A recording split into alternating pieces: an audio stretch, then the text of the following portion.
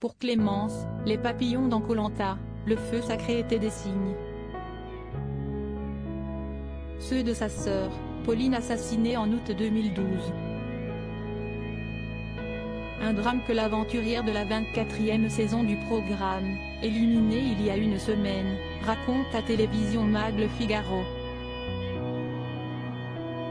Nous avons une histoire familiale assez complexe, pour plusieurs raisons, mais principalement en raison de l'assassinat de ma grande sœur, commence la jeune femme. Pauline n'a alors que 27 ans.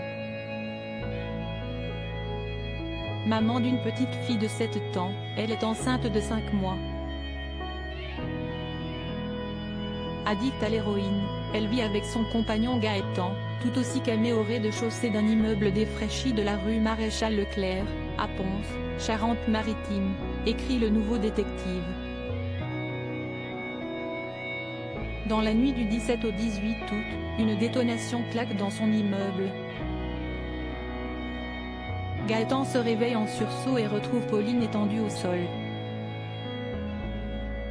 La jeune femme a pris une volée de plomb à la base du cou. Le meurtrier est arrêté 15 longs mois plus tard dénoncé par un autre toxicomane.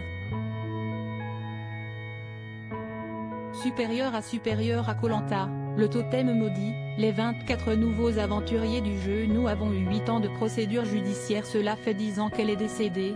Nous avons eu 8 ans de procédure judiciaire et si est quelque chose d'assez lourd à supporter pour une famille, confie Clémence à Télévision Mag Le Figaro. Reconnu coupable, le meurtrier est condamné à 20 ans de réclusion criminelle en première instance auxquels se sont ajoutés 5 ans de plus en deuxième instance. Un drame qu'elle a raconté aux aventuriers dès le 10e jour d'aventure. Car c'était le jour où on a refait les équipes. Ce jour-là, c'était les 10 ans du décès de ma sœur et j'avais demandé à faire moi-même la croix sur l'arbre pour noter les jours. Certains m'ont demandé la raison, et si est-il là que j'ai commencé à en parler, confie la voici.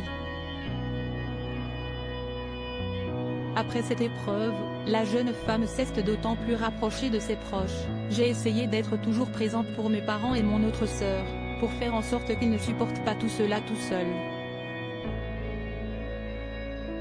Je n'ai jamais trop bougé, je suis toujours restée en Charente-Maritime pour rester auprès d'eux, a-t-elle expliqué à Télévision Mag. Crédit photo, capture d'écran TF1 Koh Lanta.